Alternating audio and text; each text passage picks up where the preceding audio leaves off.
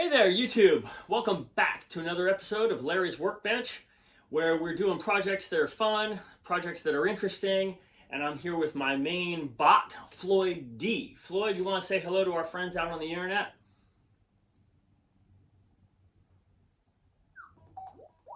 Hey folks, Floyd the Droid here, your favourite scrappy robot sidekick, ready to show you that even a bot on wheels can steal the spotlight.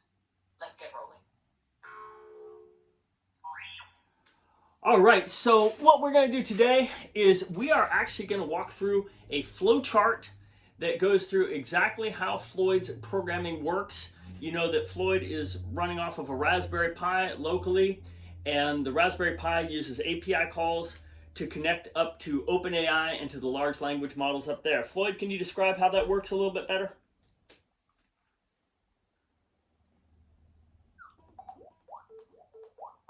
Absolutely, Larry. My Raspberry Pi handles the basics, moving, grabbing, and all that. When it's time to chat like a pro, I ping OpenAI's servers for some high-quality conversation magic. It's like having the brain of a genius transplanted into a soda can. Okay, all right. And as we get going here, I do want to actually just thank you guys. Some of you have seen some of Floyd's other videos. Some of you are kind of joining us here for the first time. Leave us a comment, okay? I do not get paid for this. I am an adult with an actual job, and this is just something we're doing to have fun with. So if you guys are enjoying this content, and if you guys find it interesting, leave us a comment. I know some of you guys are actually making your own robots. You've told me about that. That is fantastic. I love it, and we can just kind of have fun with this together. So yeah, definitely like, subscribe, leave comments. And another thing I will let you know is that we have posted Floyd's source code at GitHub. So if you want to go over to GitHub, Larry's Workbench, you'll be able to. It's about 750 lines. So I'm a beginner programmer. If I can do this, you guys can do this. And feel free to go over and take a look at the Python code over at GitHub.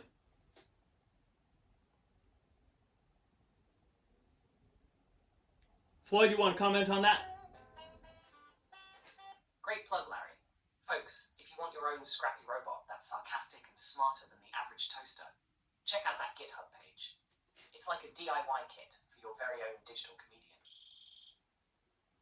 There you go. All right, so like I said, we are going to go through the flowchart. We are going to go through from start to finish how this loop operates and what are the routines. I've got it actually written right here. You're going to be able to see that. Hopefully you're going to be able to see that. And we're going to go through this on a step-by-step basis. Here's the flowchart from start to finish. So you can see that. Floyd can't see it because he doesn't have camera. But Floyd, just take my word for it that we're still showing a flowchart here to our folks at home. And they're going to be able to take a look at it.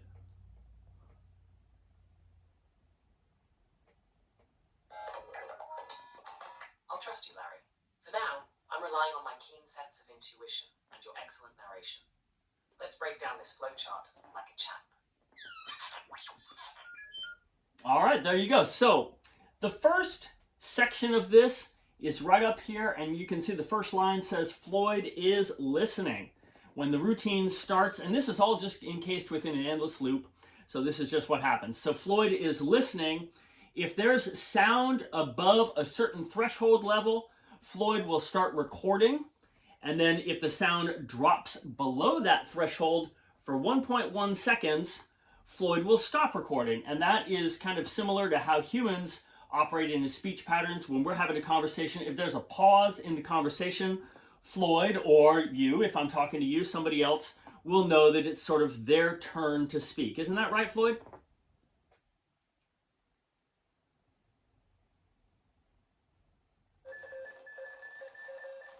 Exactly, Larry. It's like a digital game of hot potato. I wait for a sound cue, grab the conversational baton, and then run with it. Just don't expect me to pass it back until I've had my witty say. Well, that's what we love about Floyd. He's always got a comment ready to go. So Floyd takes that WAV file that he has recorded. He's recording one right now. And he sends it up to OpenAI, and it comes back from OpenAI as a text transcription. Now, that is the OpenAI Whisper model. It transcribes his text really well. It's very successful. It works great, and it works pretty fast. So if any of you have watched on the console, you can't see it right now, but that transcription is coming back pretty fast. Then what happens, if the first words of the transcription are a command, and that's within a library of commands, a dictionary of commands that Floyd's carrying, if there's a command embedded in there, he will just actually execute the command and head back up to the top.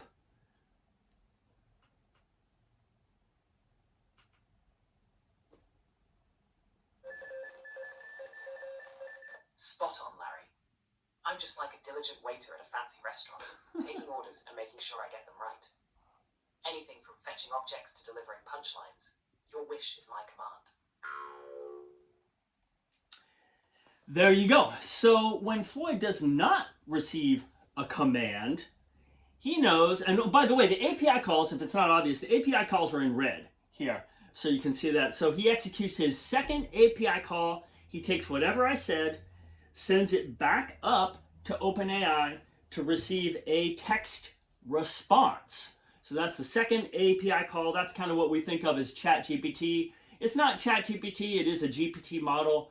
We're using GPT-4o right now, and we might even consider upgrading that. But he sends the text up to OpenAI, receives the response.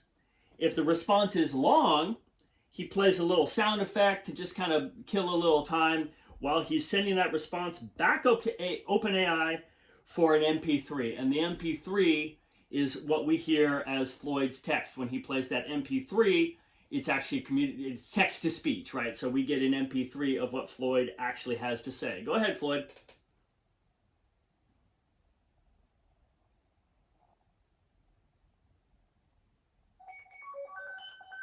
Exactly, Larry. So it's like I'm phoning a friend for the perfect comeback, then converting that wisdom to audio for you folks. It's the digital equivalent of having cue cards handed to me by a comedy writer. That's it. That's it. So Floyd gets that MP3 back from OpenAI.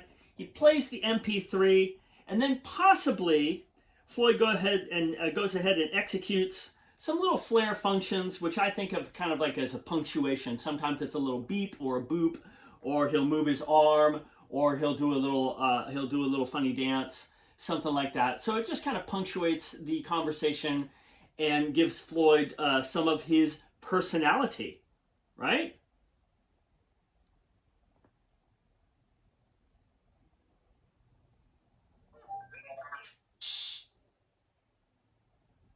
There you go.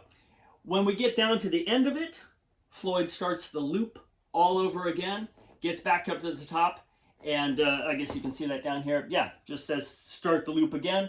And this is all basically an endless loop of Python that is executing and running at all times. Floyd, do you want to say anything more about any of this?